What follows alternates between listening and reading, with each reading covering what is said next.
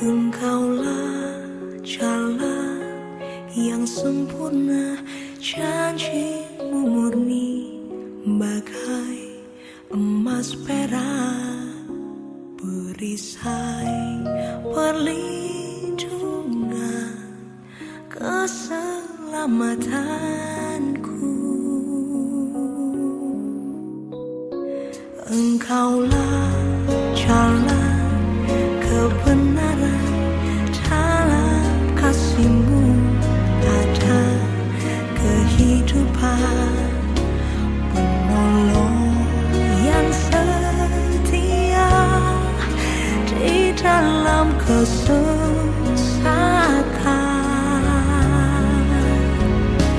Bagaikan langit yang membentang, begitu luas kasih Tuhan, tiada terhitung pertolongan-Mu dalam hidupku.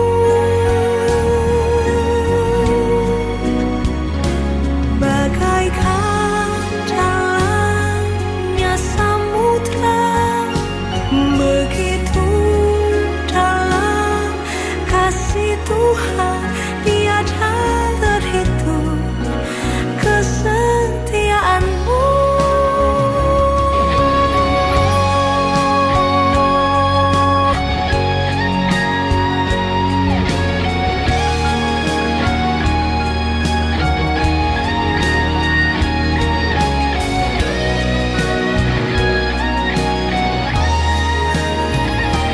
Bagaikan langit yang membentang, begitu luas kasih Tuhan, tiada terhitung pertolongan-Mu dalam hidupku. Takkan pernah ku lupakan. Bagaikan dalamnya samudra, begitu dalam kasih Tuhan, tiada terhitung kesetiaan-Mu, tiada terhitung pertolongan-Mu, tiada terhitung kesetiaan-Mu dalam hidupku.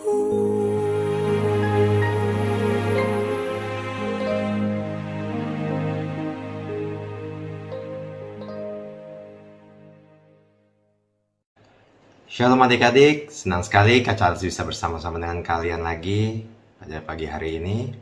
Dan kita sudah menaikkan pujian penyembahan kita, dan tiba saatnya kita akan mendengarkan sabda Tuhan. Mari kita bersama-sama kita berdoa.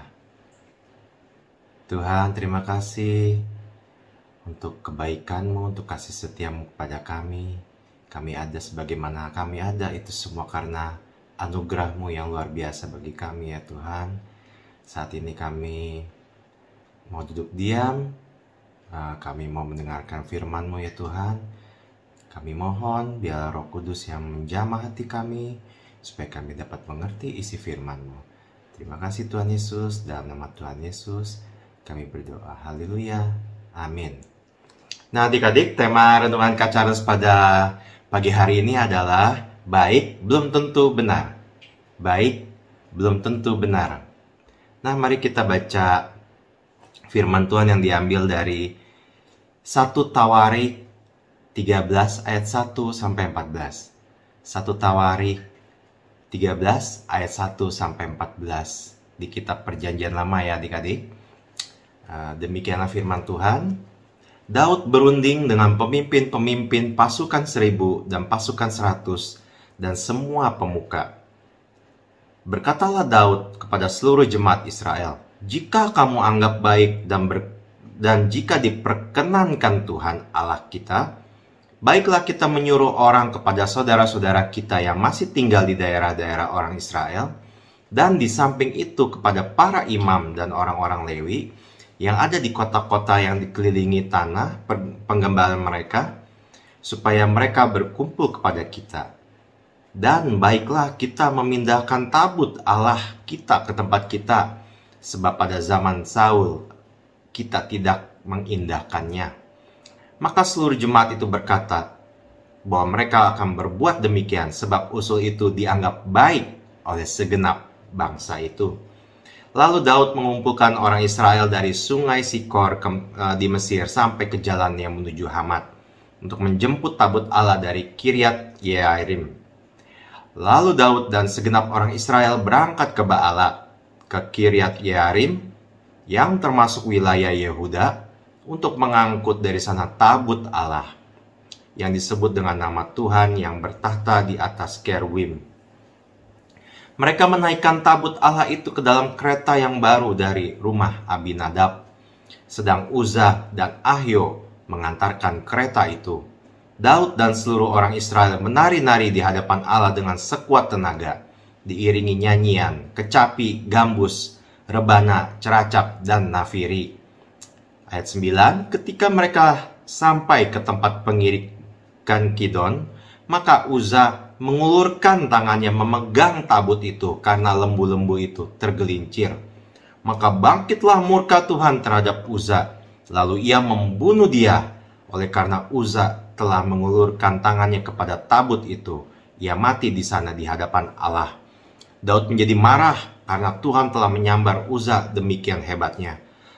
Maka tempat itu disebut orang Peres Uzzah sampai sekarang. Pada waktu itu Daud menjadi takut kepada Allah. Lalu katanya, bagaimanakah aku dapat membawa tabut Allah itu ke tempatku? Sebab itu Daud tidak mau memindahkan tabut itu ke tempatnya, ke kota Daud.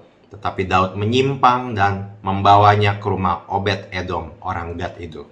Ayat 14 yang terakhir, 3 bulan lamanya tabut Allah itu tinggal pada keluarga Obed Edom di rumahnya, dan Tuhan memberkati keluarga Obed Edom dan segala yang dipunyainya. Nah, kita sudah membaca firman Tuhan. Kak Charles ada sedikit cerita ya adik-adik. Adik-adik pernah nonton film Robin Hood gak ya? Pasti pernah ya, mungkin beberapa dari kalian pernah nonton film Robin Hood. Kak Charles juga pernah, ada beberapa versi film Robin Hood ini, dan Kak Charles cukup menyukai film ini. Di film ini diceritakan ada seorang yang bernama Robin Hood yang dianggap pahlawan oleh banyak orang. Dia adalah pemimpin dari beberapa orang pasukannya.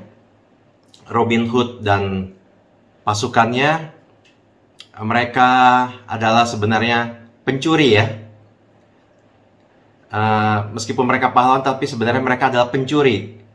Kenapa mereka pencuri adik-adik? Karena mereka mencuri dari orang-orang yang tidak baik, orang-orang yang tidak benar, orang-orang yang kaya. Mereka mencuri harta mereka, dan Robin Hood serta pasukannya ini memberikan hasil curian mereka ke orang-orang miskin yang membutuhkan. Jadi diceritakan ada waktu itu zaman kelaparan gitu ya adik-adik. Orang-orang miskin ditindas begitu rupa. Jadi Robin Hood dan pasukannya banyak mencuri harta benda dari orang-orang yang kaya, dan mereka membagikan kepada orang-orang yang miskin. Memang menurut banyak orang ya, Robin Hood ini adalah seorang pahlawan, tapi sebenarnya cara yang dilakukan itu mungkin baik ya adik-adik, tetapi sebenarnya kalau menurut firman Tuhan ya tidak benar ya adik-adik, karena firman Tuhan katakan tidak boleh mencuri ya. Nah, seperti yang tadi kita baca di Alkitab ya adik-adik, apa yang menurut kita baik belum tentu benar di hadapan Allah. Seperti yang kita baca tadi, Tuhan murka.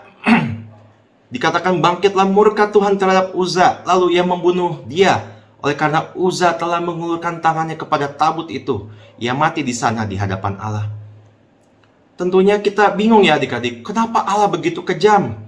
Ya, sama seperti Daud juga bingung. dia sulit untuk memahami apa yang telah terjadi. Ya, seharusnya Uza tidak perlu mendapatkan hukuman mati seperti itu. Nah, jadi ceritanya begini adik-adik. Daud serta jemaah Israel mereka berusaha memindahkan tabut dari Kiryat Yearim menuju kota Daud, yaitu Yerusalem. Dan di dalam pikiran Daud, seharusnya ini kan hal yang baik ya. Seharusnya Daud mendapatkan perkenanan Tuhan gitu. Tetapi sayangnya tidak seperti yang Daud harapkan. Malahan lembu-lembu penariknya terpleset, dan lebih anehnya lagi Tuhan membunuh Uza karena coba menahan tabut itu dengan tangannya. Nah, adik-adik, kenapa Tuhan bisa marah ya? Nah, Kak Charles perhatikan di sini yang pertama adalah Daud tidak bertanya kepada Tuhan dan hanya bicara kepada pasukannya dan juga kepada seluruh jemaah Israel. Dikatakan dalam ayat 1, Daud berunding dengan pemimpin-pemimpin pasukan 1000 dan pasukan 100 dan semua pemuka. Dan berkatalah Daud kepada seluruh jemaah Israel, jika kamu anggap baik dan diperkenankan Tuhan Allah kita, baiklah kita menyuruh orang kepada saudara-saudara kita yang masih tinggal di daerah-daerah orang Israel, dan di samping itu kepada para imam dan orang-orang Lewi yang ada di kota-kota yang dikelilingi tanah penggembalaan mereka, supaya mereka berkumpul kepada kita. Jadi Daud tidak bertanya kepada Tuhan ya adik-adik. Daud hanya berdiskusi dengan pasukannya, dengan jemaat Israel pada waktu itu ya. Jadi padahal Tuhan mau supaya kita semua taat ya. Tuhan mau waktu itu jemaah Israel dan juga Daud sebagai pemimpin mereka taat kepada perintah Tuhan, tetapi mereka hanya mengandalkan pemikiran mereka sendiri. Nah, dan yang kedua ya adik-adik, yang membawa tabut itu harusnya orang Lewi, sedangkan Uza yang membawa tabut itu Uza bukan orang Lewi ya.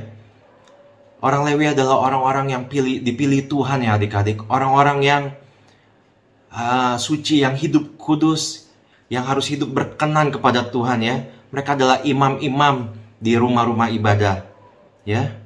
Karena Tuhan kita adalah Allah yang maha kudus ya adik-adik. Kita tidak bisa sembarangan menghadap tata kudus Tuhan. Seperti contohnya misalnya Tuhan ada di sebelah Kak Charles gitu ya.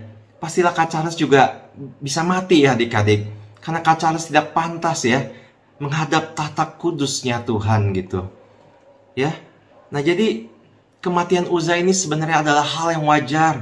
Karena tabut itu adalah hal yang kudus, tabut yang suci, tabut Tuhan kita. Dan dikatakan hanya orang Lewi saja yang berhak untuk membawa tabut itu. Dan tidak ada orang lain lagi, hanya orang Lewi. Jadi Daud dan jemaah Israel waktu itu melakukan kesalahan yang begitu fatal ya adik-adik. Tidak ada alasan apapun untuk melanggar perintah Tuhan ya. Sebab yang Tuhan kehendaki adalah supaya kita manusia untuk melakukan hal yang benar di hadapan Tuhan, bukan apa yang baik menurut kita. Nah, demikian juga di masa sekarang adik-adik. Tuhan juga menghendaki yang sama kepada kita semua. Yaitu dia lebih mau melihat terhadap ketaatan kita gitu. Untuk melakukan yang benar di hadapan Tuhan ya. Bukan apa yang baik menurut versi kita. Nah, ada contoh sederhana ya, adik-adik. Kak Charles pernah mau ke gereja ya. Waktu itu sudah telat. Jalanan macet. Kak Charles nggak enak sama jemaat yang lain kalau terlambat ke gereja. Nah, akhirnya pas mau deket lampu merah gitu ya, lampu sudah merah. Tetapi Kak Charles terobos deh supaya lebih cepat gitu ya. Ya habis menurut Kak Charles kan daripada Kak Charles terlambat ke gereja. Menurut Kak Charles kan itu baik ya. Tetapi sebenarnya yang Kak Charles lakukan itu tidak benar di hadapan Tuhan. Kak Charles melakukan kesalahan ya di hadapan Tuhan padahal mau ke gereja ya. Ya nggak apa-apa terlambat, yang penting jangan menerobos lampu merah ya adik-adik. Nah, memang kita manusia cenderung mengandalkan pikiran kita adik-adik. Kita pikir apa yang baik menurut kita sudah pasti baik menurut Tuhan gitu. Padahal belum tentu ya adik-adik. Apa yang baik menurut kita, ya kita manusia yang lemah ya. Kita orang-orang yang berdosa. Kita manusia yang lemah. Ya, janganlah kita mengandalkan pikiran kita. Karena belum tentu apa yang baik menurut kita itu benar di hadapan Tuhan. Nah, bagaimana ya adik-adik? Bagaimana kalau begitu Kak Charles, kita bisa mengetahui apa yang benar? Nah, Kak Charles membagikan ayat ya, yang Kak Charles suka dan taruh di kantor Kak Charles. Di Amsal 3 ayat 5-7. Amsal 3 ayat 5-7. Dikatakan demikian adik-adik ayat 5. Percayalah kepada Tuhan dengan segenap hatimu. Dan janganlah bersandar kepada pengertianmu sendiri. Kita jangan merasa bahwa kita tahu segalanya ya adik-adik. Bahwa kita tahu apa yang Tuhan mau. Jangan. Melainkan kita harus bersandar kepada Tuhan. Dengan segenap hati kita dikatakan ya tadi. Dan di Amsal 3 ayat 6 dikatakan, akuilah dia dalam segala lakumu, maka ia akan meluruskan jalanmu. Kita harus mengakui Tuhan dalam setiap langkah hidup kita adik-adik. Karena kita sebagai manusia ini kita cenderung untuk menuruti kedagingan kita. Dikatakan daging lemah, roh memang penurut tetapi daging lemah. Nah adik-adik, kita harus mengakui Tuhan dalam setiap tingkah laku kita ya. Supaya jalan kita tidak menyimpang dari segala ketetapan-ketetapan Tuhan. Nah, di Amsal 3 ayat 7 dikatakan, janganlah engkau menganggap dirimu sendiri bijak, takutlah akan Tuhan, dan jauhilah kejahatan. Kita harus menjadi anak-anak yang takut akan Tuhan ya adik-adik. Dikatakan di dalam Amsal, permulaan hikmat adalah takut akan Tuhan. Hikmat itu adalah pemberian Tuhan ya adik-adik untuk kita melakukan yang benar. Dan dikatakan permulaan hikmat adalah takut akan Tuhan. Kita harus takut akan Tuhan selalu adik-adik. Ya, kita harus selalu menjauhkan kejahatan. Kita harus membenci apa yang Tuhan benci ya. Kita harus membenci dosa karena Tuhan benci dosa. Ya. Kita harus melakukan apa yang Tuhan senang. Ya, sebagai contoh kita harus menjauhi pergaulan yang buruk ya adik-adik. Karena pergaulan yang buruk akan merusakkan kebiasaan baik kita, akan merusak moral kita, akan merusak karakter kita, yang mana kita seharusnya mempunyai karakter seperti Kristus. Tetapi kalau kita terlibat dalam pergaulan yang buruk, maka karakter kita akan seperti teman-teman yang buruk kita, menjadi karakter-karakter duniawi gitu adik-adik. Kita harus hidup takut akan Tuhan ya. Nah adik-adik sebagai penutup, nah kita tadi sudah belajar ya, apa yang baik menurut kita ternyata belum tentu benar di mata Tuhan. Mungkin banyak dalam kehidupan kita ya adik-adik, kita sering berinisiatif untuk melakukan ini dan itu, tanpa terlebih dahulu kita berdoa, bertanya kepada Tuhan, kita membaca firman Tuhan. Nah, kita tidak berdoa, bertanya, apakah yang kita lakukan itu sesuai dengan kehendak Tuhan atau tidak. Dan ujung-ujungnya kita seringkali menyalahkan Tuhan. Tuhan, aku sudah melakukan ini, kenapa aku jadi begini? Tuhan, aku sudah melakukan itu, kenapa aku jadi begini? Mengapa Tuhan membiarkan saya dikecewakan? Seringnya adik-adik, anak-anak Tuhan bertanya seperti itu. Mengapa Tuhan saya mengalami pergumulan-pergumulan yang berat? Mengapa Tuhan saya mengalami banyak kegagalan? Nah adik-adik, melalui pembelajaran firman Tuhan pada pagi hari ini, kita diingatkan untuk selalu belajar mengerti kehendak Tuhan. Sebab apa yang menurut kita baik, belum tentu itu benar di hadapan Tuhan. Begitu pula apa yang menurut kita benar, belum tentu juga itu apa yang Tuhan kehendaki untuk kita lakukan. Nah adik-adik, oleh sebab itu sebelum kita bertindak, ada baiknya kita berdoa terlebih dahulu kepada Tuhan. Kita renungkan firman Tuhan. Ya, kita lakukan segala sesuatu yang Tuhan mau untuk kita lakukan. Nah adik-adik, mari kita selalu melakukan segala sesuatunya yang benar di hadapan Tuhan. Bukan melakukan apa yang baik menurut versi kita, menurut kita ya. Demikianlah firman Tuhan yang bisa Kak Charles bagikan pada pagi hari ini. Kiranya dapat menjadi kekuatan bagi kita semua. Mari kita tundukkan kepala kita berdoa. Tuhan, kami mengucap syukur untuk firman-Mu yang telah ditabur pada pagi hari ini.